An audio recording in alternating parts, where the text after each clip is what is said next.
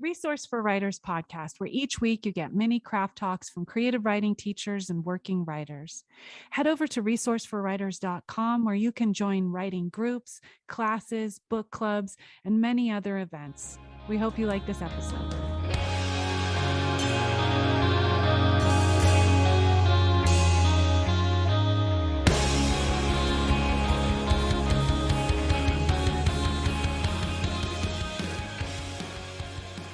Everyone, welcome to the Resource for Writers podcast. I'm Roxan and McDonald. And I'm Desi Lenc. And this is the podcast. Yes. What are we talking about? We talked about what we were going to talk about, and Desi, you introduce it, and then I'll jump in from there. Yeah, I mean, I really enjoyed your talk on the Basics and Beyond class, and you were talking about dialogue and about how different ways that we can input like action with the dialogue and different dialects, like how to show different people's cadences and stuff. And I would really like to go into that a little bit more. Okay. Yeah. So dialogue, I have a whole talk on dialogue, and we're trying to make these podcasts short and sweet. So what would I say about dialogue that is not, so if you're wanting more, go to the Basics and Beyond course. It should be, the digital download should be up. If not, we will be offering them in the future. Lots of gems in those, I gotta say. Yeah. I always come away with like a whole page of notes.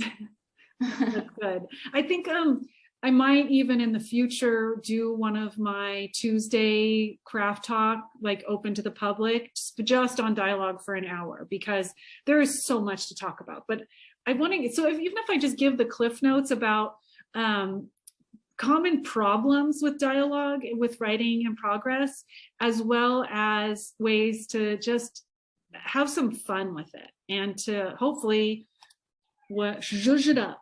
Judge it up. Noodle with it, okay.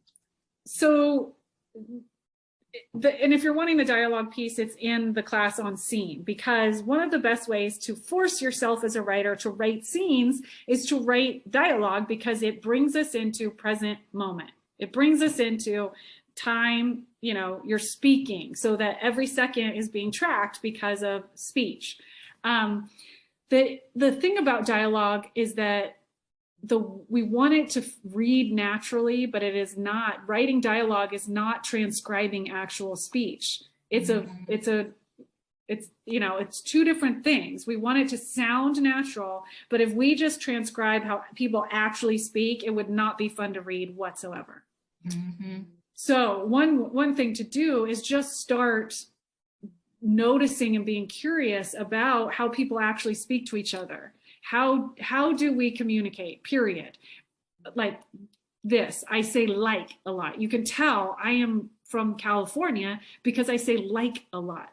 And that conveys so much. You can tell a lot. I wrote in my Grateful AF deck that I love accents. And one of the reasons why I love accents, I'm going like, because I get all, that the idea of the place and people that the person grew up talking to and hearing is like, it's like a song that's writing in every word that they say. Mm-hmm. Like it's so interesting if you think about it. Every person you meet, their history and the place that they're from is informing every syllable that comes out of their mouth.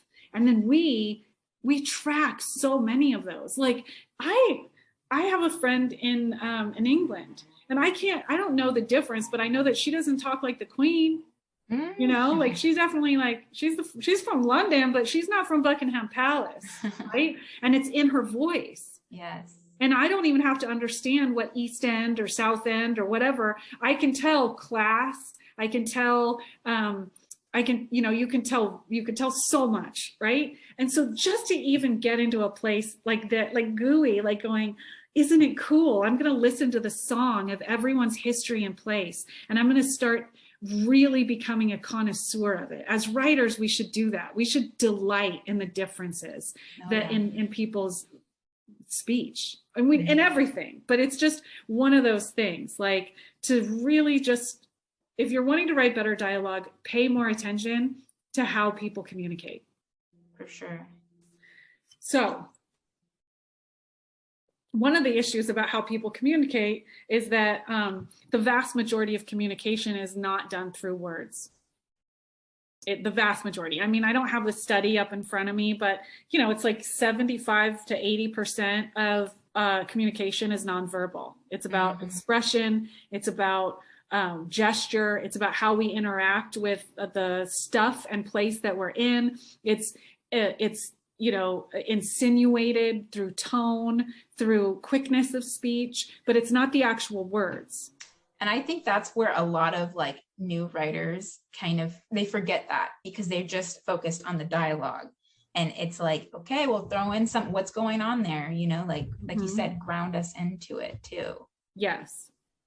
And I even like to switch to go, dialogue is not just the words that people are saying. I know that that's technically it, but if we think of conceptually dialogue being all the ways that these characters are communicating. So dialogue is description of place, reaction, physicality, the bodies that are saying these words, and how they're interacting between themselves and the space. It's facial expression. That is dialogue.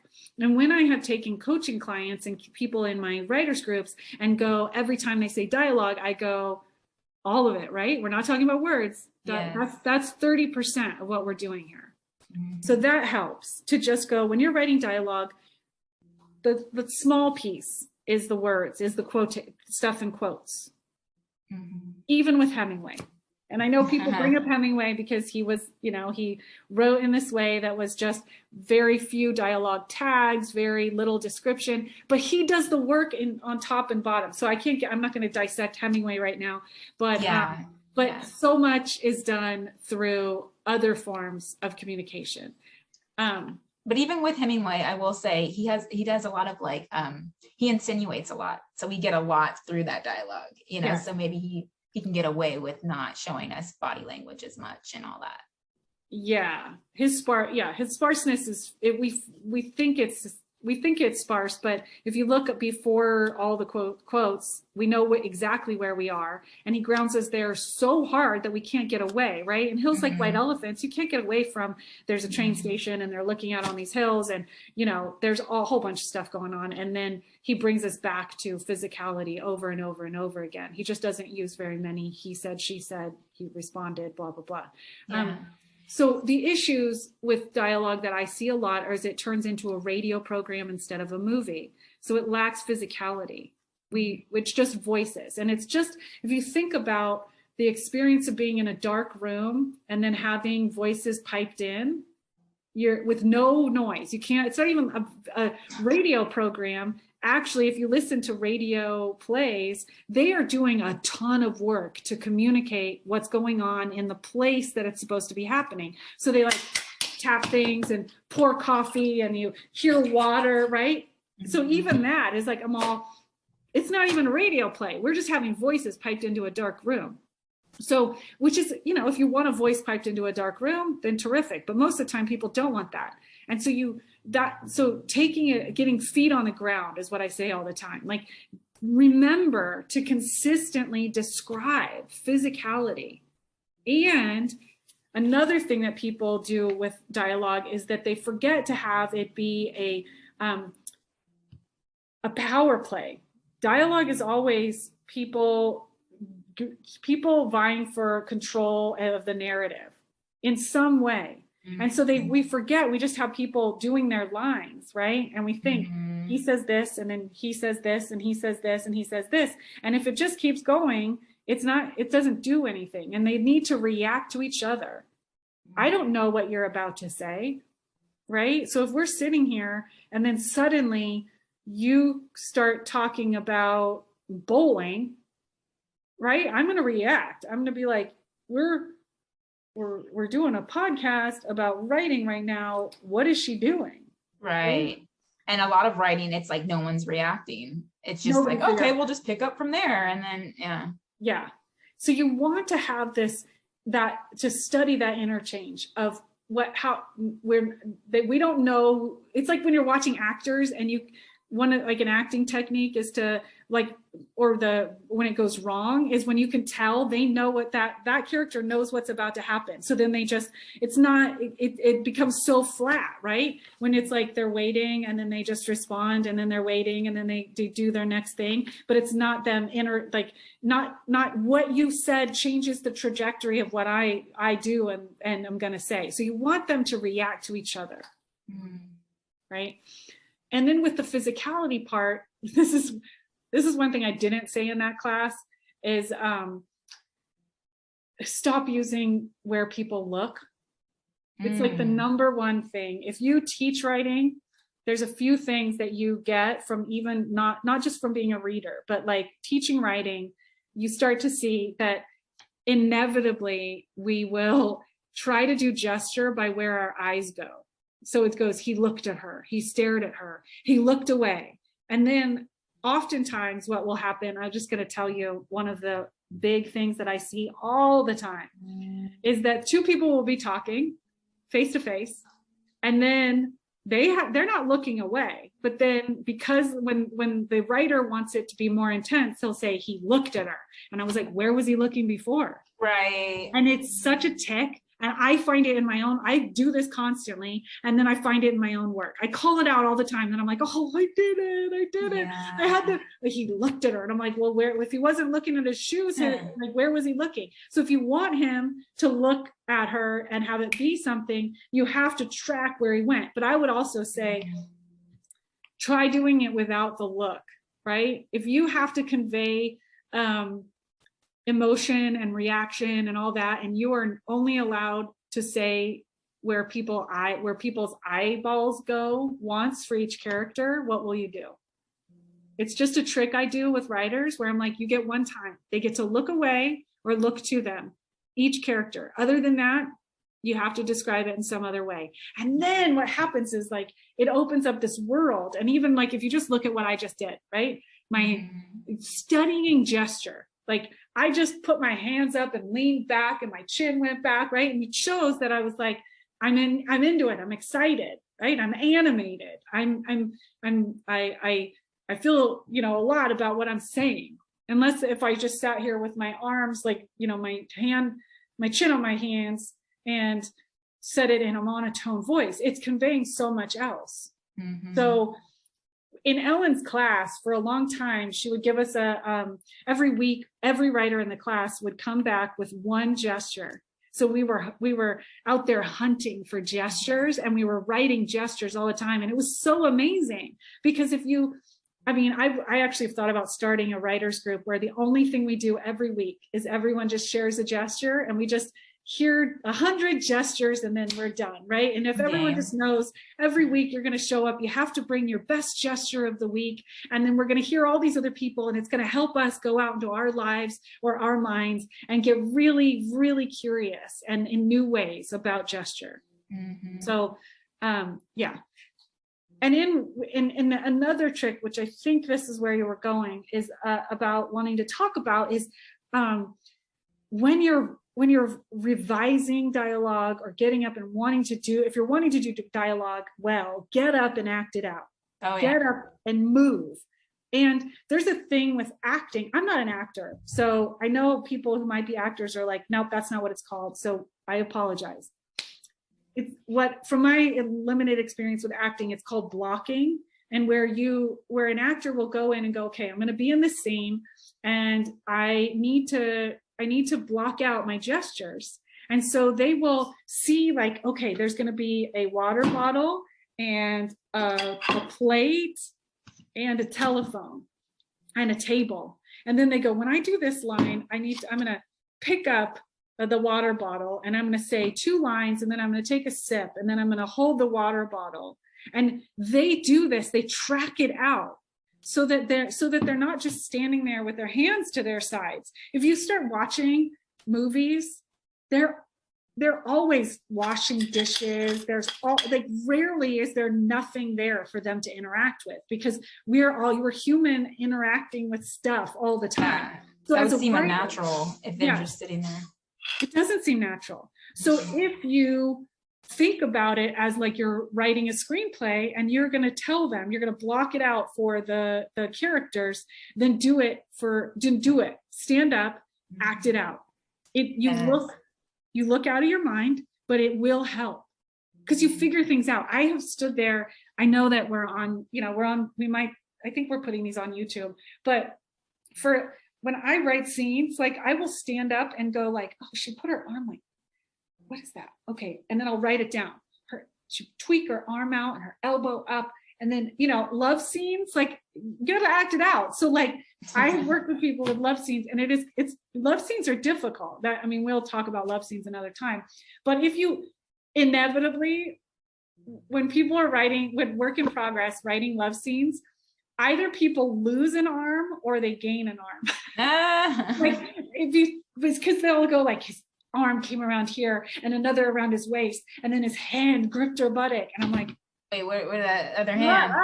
It's up here. What about this? So doing this, like acting it out, like, okay, if we were in a car and you got to get in the car, and then you're like, oh, and then my leg is over here, and do it. Because you realize there's just so many opportunities and there's so many ways to go wrong. Fight scenes, you've got to track out limbs and space and stuff. So if you get up and do it. Yes. And that's just going to help with the grounding too in the setting, right? Because it's just going to provide so much material for that to ground the reader in. Mm-hmm. And it won't be such a radio program anymore. It'll be more cinematic. Mm-hmm. More lively. Yeah. More believable. In the class, I have this, I have this technique that I put together, which I'm not going to go into here, but it is like a way, like my students will tape this thing I call the dialogue triangle up when they're on their writing space to remind them. And so it's a whole system of like how to get, when you're writing dialogue, one of the tricks that I do is a scene, a scene should take longer to read than it actually would have taken to happen. Mm-hmm. So I did things when I was learning how to actually write a scene is where I would turn on a timer and I would go, this interchange between these two characters would have taken 3 minutes, right? And I would read it aloud. And if it didn't take 6 minutes, it didn't take 6 minutes to read it, then I needed to go back and add a ton more. It should take double the time to read it for most scenes, dialogue especially. It should slow the reader down and amp up the tension. So yeah, there's lots of other things with dialogue, but I think those are my best little tips about getting in there and writing dialogue that actually does what it's supposed to. There's a whole bunch of other like conceptual stuff about what changes. Every conversation, something should change. A lot of times, there's a reason why in movies and TV, nobody says goodbye when they're hanging up the phone. I don't know if you've noticed it. Now you're never going to be able to unsee it. Right. I'm just going to be like rude. Like they didn't even say bye. You notice it, right? Yeah. I mean, now that I'm thinking about it, they never say goodbye. They just hang up. They're rude. Oh yeah. Because we don't, as readers and watchers, we don't want to hear them say goodbye, especially the way that a lot of people say goodbye. They're like, okay, well, I'll see you soon. And I really love talking to you. And it was like, so nice. Yeah, it's so nice, isn't it? Go so good. Yes. No, we're not going to take too long this time. We're going to talk to each other soon. Yes. Oh, I love you. I love you too. As a person who's neurodivergent, that stuff drives me completely mental. Like my friends, I'm like a TV show because my friends will be like, if they said bye, I said bye, I hang up, and then they'll call me back and go, you hung up on me, dude. And I'm like, no, you said goodbye, I said goodbye, that's it. And so you're saying the dialogue, the reason why we don't have this is because it needs to be snappier. Like, yes, yeah. We don't want to hear, hello, how was your day? Unless it matters, like that he's like, I'm not saying something else. But in general, no, just move on. Yeah, do away. Mm-hmm. Yeah, just be done. And then that brings me to telephone conversations. And I know we need to keep this short. I have a whole thing about telephone conversations because people, I will just say that the most physical thing that you are going to write as a writer is a telephone conversation. Because, and if you just just take it. Like I'm probably wrong, but if you just go, Roxanne said the most physical thing I have to write is a telephone conversation. Because if you think about what happens on a telephone conversation, what writing in progress usually happens is it's just two voices, because we go, they're talking on the telephone, so it's just two voices. In reality, I'm holding up my phone, right? So there's the physicality of me holding this phone to my head. There's all the stuff that I'm doing, like holding my water bottle, clicking my pen, moving this stuff around, hearing this, changing, looking around the room while, oh, what are they saying to me? And I'm looking around my space, right? And then on the other end, so you're writing, and if you're in the point of view where you're the person listening to the phone, or the narrator can only have access to what's happening on the phone, think about how much is communicated through the phone, right? You can hear all this stuff. You wait, you hear the breathing, you can imagine what they're doing, you can be afraid of what's going on the other end, you can, the tone of voice, the pauses, so much. You can hear their clothes rustling. And so if you switch from every time you have to write about a telephone call to going, this is the most physical thing I have to write, you will get an actually great telephone call in writing. But if you just go, no, telephone calls are voices, then you're going to it's going to be flat. Yeah. That is a writing exercise that I think we should all try out. I know I haven't. Yeah. It's really funny. I feel like doing these, doing the courses and doing the podcast, I am so opinionated about writing now. I've tried for a long time to stay away from that and just bring it, like, of course I don't go around like telling people what they should do with writing unless they're in my groups or one of my clients. But I also tend to stay away from, big opinions, because I want people to feel like that they are going to be heard and they're fresh and all that. So I want to put that out there too, of like, the point of doing the podcast is to offer something to people who aren't going to be able to join a group or aren't going to hire a coach. And there's almost a way to talk about writing without it sounding judging and shutting people down. And that's the reason why I've veered away from it in the past. And so I kind of just want to name that, is like, it's like, it's hard to write about what we do wrong without people feeling, judged or shut down. And I really hope that, like, shifting to go, these are all just things to bring to our attention so that we make more conscious choices as writers. Yeah, be more aware of it. And also, I mean, in your classes too, you mentioned, like, in any time anyone brings up rules, you're like, whatever you can get away with as a writer, if you can get away with it, go for it. I'm just here to tell you that, it's not easy to always get away with it, doesn't mean you can't. Yeah. Or isn't it great to know you're getting away with it instead of just doing it, and because you don't know how to not do it, because you don't know how to not do it. Of course there's people who can get away with it and never even know that they're getting away with stuff, but it's good to, I don't know, I think knowing what the rules are, and then playing around with it, trying it on, doing the drills, going, like, not getting so precious. And I think we talked about that in the first time we recorded, where it was like, don't get precious with your writing. Of course it's beautiful. We're like, it's art, it's all this stuff, but we should be writing and being like, just like Stephen King in his memoir about writing. He has this amazing thing. As a kid, he put a railway stake in his wall and he hung rejection notices on it. And it was like a game to get rejection notices. And I think about trying to get like more pages than humanly possible of stuff that I just wrote and I'm throwing away. Because and when I'm in that state is when I write the stuff that I get like, oh, I think I might be talented, Yes. But when I'm in the state of I need to be efficient and not make mistakes, it blocks the creativity for sure. Yeah. Let it flow through you. Yeah. Brenda Ulan talks about that a lot. I love me some Brenda Ulan. Yes, she's funny. I love her. Before we go, I just want to say one other thing about dialogue is that dialogue tags, like he said, she said is almost invisible. We don't even notice it.